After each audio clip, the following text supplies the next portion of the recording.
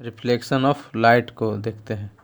जब प्रकाश किसी सतह से टकराकर वापस उसी माध्यम में लौट जाता है तो यह घटना प्रकाश का परावर्तन यानी रिफ्लेक्शन ऑफ लाइट कहलाता है।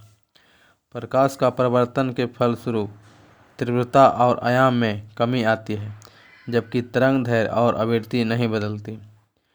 परावर्तन के नियम: अपतित किरण और परावर्तित किरण और अभिलंब तीनों एक ही तल यानी लाइन में होंगे। दूसरा, आपात कोण आपतन कोण और परावर्तन कोण के बराबर होगा। प्रकाश गेज नोट में देखेंगे, प्रकाश गेज परावर्तन के सिद्धांत पर कार्य करता है। चांदी प्रकाश का सबसे अच्छा परावर्तक है, इसीलिए दर्पण पर चांदी की कलाई की जाती है जो सिल्वर नाइट्रेट AgNO3 होता है। अब समतल दर्पण को देखते हैं। समतल दर्पण में प्रतिबिंब काल्पनिक या आभासी होता है।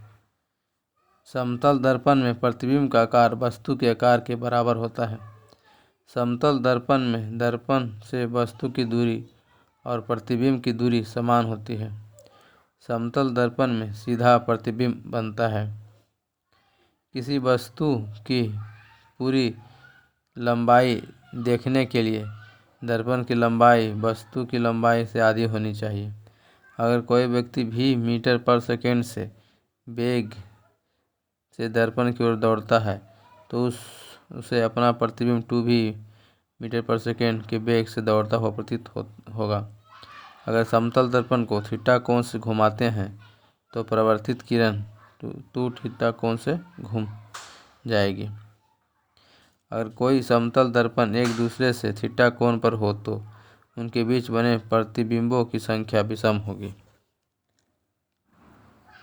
इसका फॉर्मूला होगा 360/θ-1। दो समतल दर्पण के समांतर रखने पर अनंत प्रतिबिंब का निर्माण होता है। इसमें दूसरा प्रतिबिंब सबसे अधिक स्पष्ट होता है। दो समतल दर्पण के समांतर रखने पर अनंत प्रतिबिंब का निर्माण होता है। इसमें दूसरा प्रतिबिंब सबसे अधिक स्पष्ट होता है। समतल